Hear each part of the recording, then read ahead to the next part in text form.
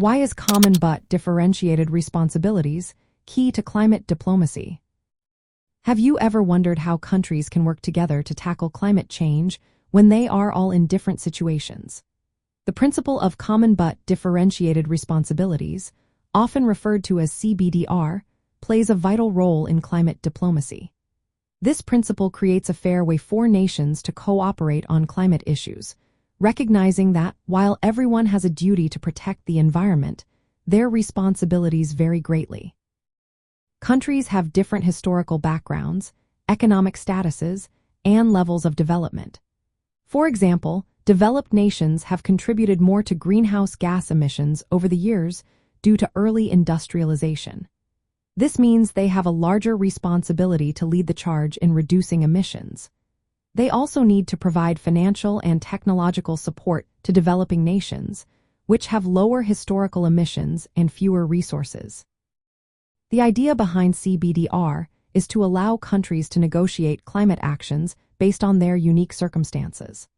This flexibility is essential because it prevents imposing equal burdens on nations that may hinder the growth of poorer countries. By acknowledging these differences, climate diplomacy can build trust and cooperation among nations, making it easier to reach agreements like the United Nations Framework Convention on Climate Change and the Paris Agreement. The concept of respective capabilities is also important. This means that a country's economic and technological abilities influence what they can commit to in terms of climate action. The Paris Agreement refined this idea, stating that differentiation should consider national circumstances. This allows developing countries with more resources to step up their climate efforts as they are able. In practical terms, CBDR shapes how countries set emission reduction targets, commit to financial aid, and transfer technology. It balances the urgent need for global climate action with fairness, ensuring that all nations can participate and comply. Without this principle, climate diplomacy would struggle to align the interests of developed and developing countries, making it difficult to address climate change effectively.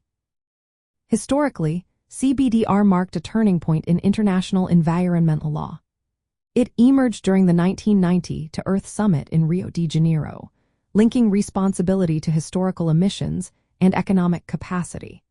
This principle has since influenced key climate agreements and remains central to ongoing global negotiations, reflecting the understanding of shared but unequal responsibilities in managing our planet's climate. In summary, common but differentiated responsibilities is key to climate diplomacy because it promotes fairness and cooperation among nations. By recognizing the different circumstances of each country, we can work together more effectively to combat climate change.